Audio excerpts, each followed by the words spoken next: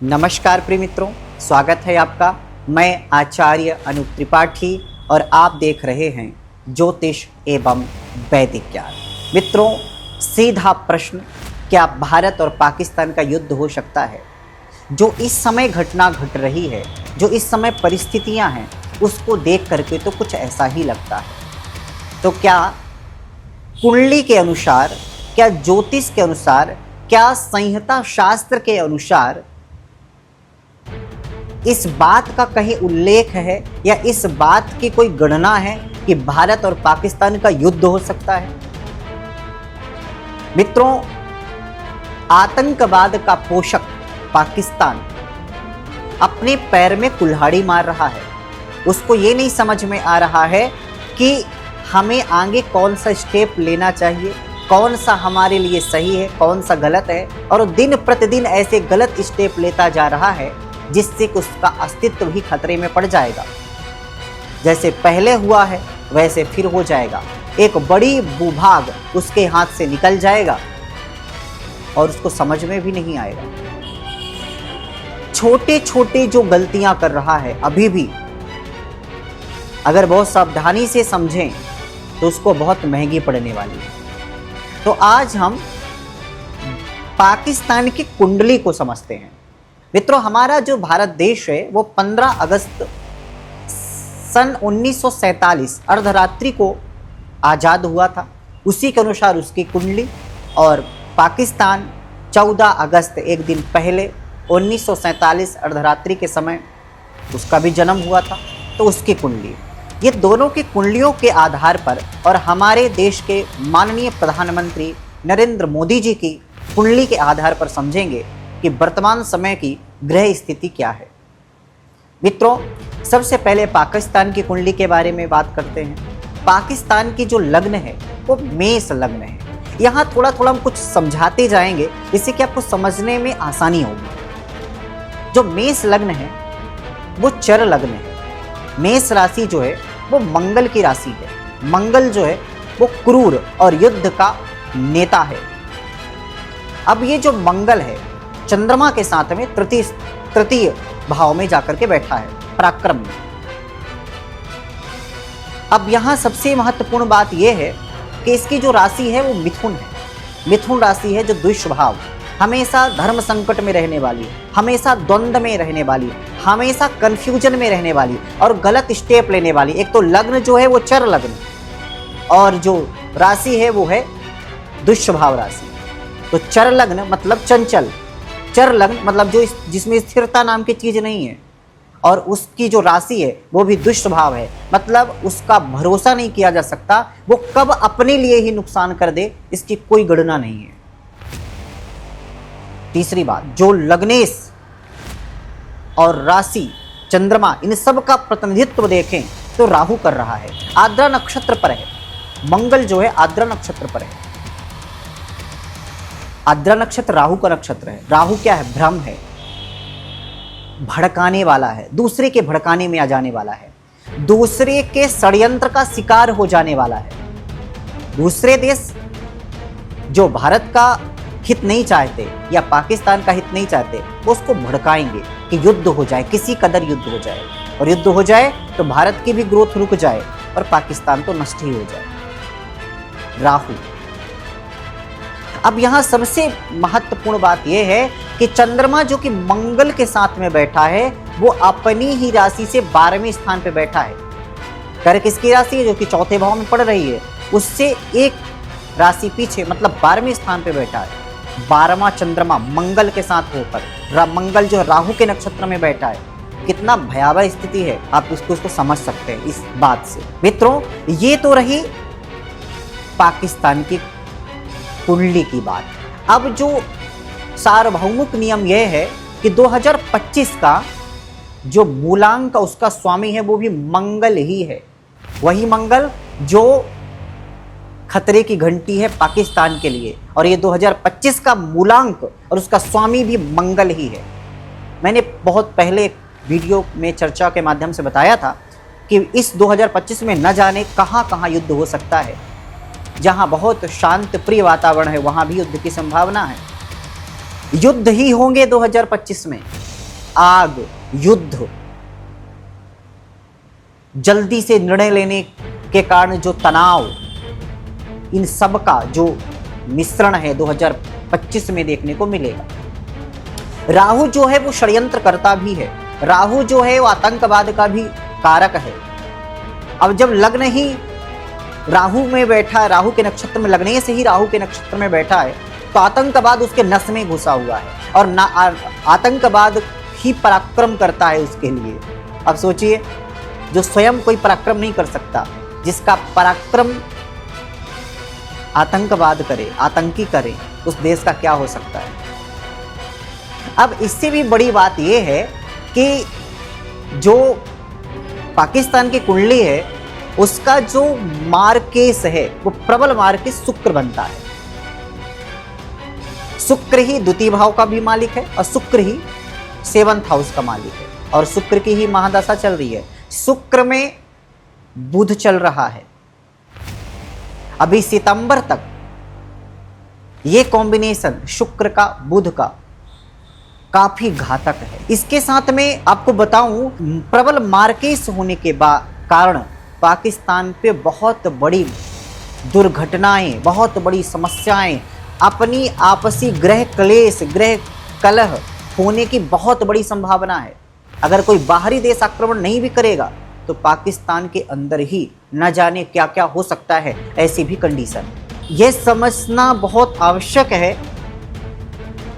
कि पाकिस्तान में अगर विवेकपूर्ण कोई व्यक्ति बहुत जल्दी नहीं आया तो सब कुछ खत्म हो जाएगा, क्योंकि दुष्ट भाव राशि, चर लग्न, राहु का प्रभाव, मंगल पराक्रम में राहु के नक्षत्र में अपने ही से 12वां चंद्रमा, सुख का मालिक चंद्रमा अपने से 12वां है, सुख मिल कैसे सकता है।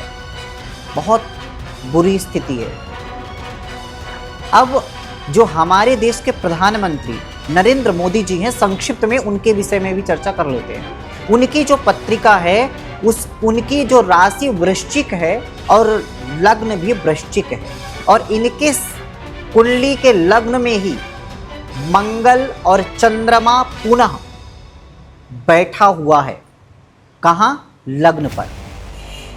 अब यहां सबसे बड़ी समझने वाली बात यह है कि पाकिस्तान की कुंडली में भी चंद्रमा और मंगल बैठा है पराक्रम में और बुरे योगों के साथ में, लेकिन शुभ योगों के साथ में चंद्रमा और मंगल प्रधानमंत्री मोदी जी की भी पत्रिका में लग्न में बैठा है।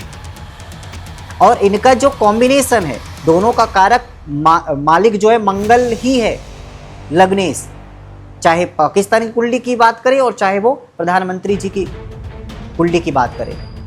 लेकिन इनकी कुंडली में बहुत प्रबल कारक होकर के बैठा है मंगल। ये पत्रिका में जो 6ठा 8वां योग बन रहा है, आप देखिए, प्रधानमंत्री मोदी जी की अगर लग्न की बात करें तो उनके लग्न से पाकिस्तान का लग्न 6ठा और पाकिस्तान की कुंडली के लग्न से 8वां 6ठा 8वां योग लेकर के बैठा है। प्रबल युद्ध होने की संभावना, निर्णायक युद्ध मोदी जी कर सकते हैं। युद्ध यहाँ बहुत बड़ा, युद्ध से मतलब मेरा ये नहीं कि बहुत बड़े युद्ध करेंगे, लेकिन छोटे छोटे युद्धों के माध्यम से उसकी कमर तोड़ देंगे, आर्थिक स्थिति कमजोर कर देंगे, उसको कहीं का नहीं छोड़ेंगे। प्रधानमंत्री जी मोदी जी की जो पत्रिका है वो ऐसी है कि वो बहुत प्रोत्साहित करते हैं, बहुत बढ़ाते हैं। वृश्चिक लग्न लोगों को बहुत उदार मना होकर के, चंद्रमा वृश्चिक लग्न पर बैठा है और मंगल के साथ में, तो उदार मना होकर के संबंध निभाते हैं, लेकिन जब लेने पे आते हैं तो कुछ नहीं छोड़ते। तो उनको सावधान होना चाहिए कि अगर उनके जो कि ठनक चुका है उनका माथा, जो पत्रिका की स्थिति है, वो कुछ ना कुछ बड़ा करेंगे और ऐसा करेंगे कि उसकी सोच से समझ से परे होगा। अभी उसको सालों लग जाएंगे सोचते हुए कि हुआ क्या मेरे साथ, गलती मेरी कहाँ थी, कहाँ से मैंने गलती करना शुरू कर दी, समझ ही नहीं रहे हैं। उसी के जाल में उसको फंसा करके उसको निपटा देंगे, ऐसी स्थिति है। भारत इस समय चाह ही रहा है कि कोई गलती करे, वो ऐसी कोई गलती करे कि एकदम से चटपट सारे आतंकवादी खत्म और सारी समस्याएं खत्म, जहां से समस्याएं निकलती हैं, जहां से समस्याएं होती हैं, जहां से आतंकवाद पैदा होता है, कोई कर दे ऐसी गलती और 2 दिन में सारी बातें खत्म, ऐसी स्थिति है। पाकिस्तान को समझना होगा, नहीं तो वो बर्बाद हो जाएगा।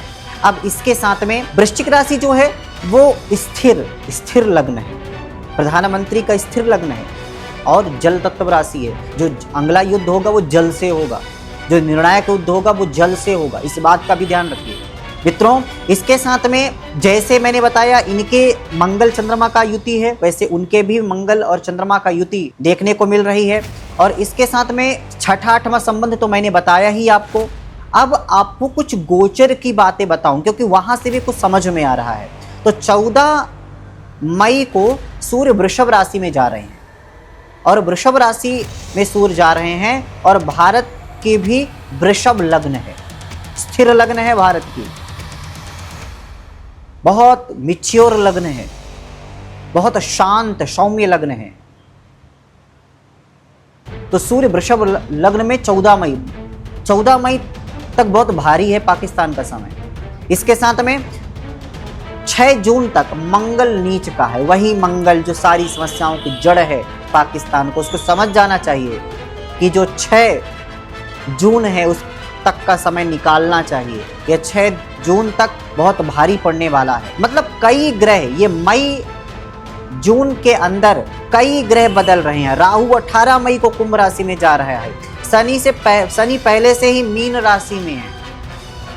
मतलब ये जो मई जून का समय है बहुत खतरनाक है। 4 5 ग्रह एक साथ गोचर के बस बदलना, उसकी कुंडली में वो बुरे योग उत्पन्न करना, ये काफी घातक है, काफी बुरा है मित्रों। इसके साथ में भारत की कुंडली में 5 ग्रह पंचग्रह योग उत्पन्न हो रहे हैं और गोचर में चतुर्ग्रह योग और पंचग्रह योग वर्तमान समय में बन रहे हैं। मार्च से अप्रैल के बीच में जिस समय ये भूमिका तैयार हुई है, और इसके साथ में खप्पर योग बन रहा है 15 मार्च से 11 जून तक। ये सबसे इंपॉर्टेंट है, ये खप्पर योग बहुत बुरा है, पाकिस्तान के लिए हो सकता है। तो ये जो समय है 15 मार्च से 11 जून तक जिसमें खप्पर योग जो है उत्पन्न हो रहा है, ये काफी घातक है। 12 जून से 10 जुलाई तक काल सर्पदोष योग बन रहा है। अब ये सारी बातों को देखकर इतना तो समझ में आ रहा है कि कुछ ना कुछ तो होने वाला है। हाँ, भारत अभी बड़े युद्ध की तलाश में नहीं है, ये बात अभी सच है कि युद्ध नहीं चाहता है और युद्ध होने की संभावना बन रही है। अगर पाकिस्तान छोटी मोटी गलती करता रहेगा तो निश्चित फिर युद्ध की तरफ ये बात जा रही है। हाँ, सितंबर के बाद एक योग ऐसा बन रहा है जो विशेष युद्ध की तरफ ले जा रहा है। अगर यहीं पर स्टॉप कर लेता है पाकिस्तान, समझ जाता है, तो कुछ भी नहीं होगा। आगे चल के आतंकवादियों को खत्म करके समाप्त कर देगा। भारत को कोई पर्सनली दुश्मनी पत्रिका के अनुसार नहीं दिख रही है मुझे। लेकिन हाँ, अगर ये ऐसी गलतियां करता रहेगा, कायराना हरकत करता रहेगा, तो ये निश्चित बात है कि मित्रों मई तक का समय बहुत भारी है। 18 मई 31 मई ये दोनों डेट आप पकड़ लीजिए। राहु का काल जो राहु गोचर कर ही रहा है 18 मई, तो 18 मई तक का तो विशेष समय बहुत घातक है। और फिर इसके बाद दूसरा युग जो बनेगा वो सितंबर में बनेगा। मतलब बहुत बड़े भयंकर युद्ध की संभावना तो नहीं दिख रही है, पर हाँ ये बात स्पष्ट है कि युद्ध टुकड़ियों में जरूर होने की स्थिति दिख रही है। और ये जरूर है कि जो दूसरे देश अगर पाकिस्तान को भ्रमित किए या उसको, जैसा कि मैंने बताया राहु का प्रभाव है, भ्रम किया, तो ये भी निश्चित है कि युद्ध फिर हो जाएगा, क्योंकि 2025 में युद्ध की ही संभावना है। लेकिन आंतरिक बात यह है कि युद्ध भारत चाहता नहीं है, आतंकवाद को भी नहीं चाहता है। तो आतंकवाद को खत्म करने के लिए अगर युद्ध भी लड़ना पड़े तो वो लड़ेगा, ऐसी उसकी स्थिति है। थक चुके हैं नरेंद्र मोदी जी एक ऐसे बच्चे की तरह, जैसे जिसको बार बार समझा जाए ना, ऐसा मत करो, ऐसा मत करो, ऐसा मत करो, और एक समय के बाद खींच जाता है व्यक्ति। तो इस समय खींचा हुआ है भारत देश, क्रोधित है, आक्रोशित है। इस समय पाकिस्तान को इस बात का समझना चाहिए और अपने अंदर की कमियों को दूर करके भारत का सहयोग करना चाहिए, तभी बचेगा। नहीं तो 2025 पाकिस्तान का अंत भी हो सकता है, सब कुछ खत्म भी हो सकता है। खत्म की भूमिकाएं बन सकती हैं, एक एक पैसे के लिए, पानी के लिए मुहताज हो सकता है। तो आशा करते समझ में आया होगा। अगर कुछ और जानना चाहते हैं तो हमें कमेंट के माध्यम से सीधे पूछ सकते हैं। तो चलिए अभी के लिए बस इतना ही, आगे फिर उपस्थित होते हैं आपके सामने एक नई जानकारी के साथ। तब तक के लिए नमस्कार।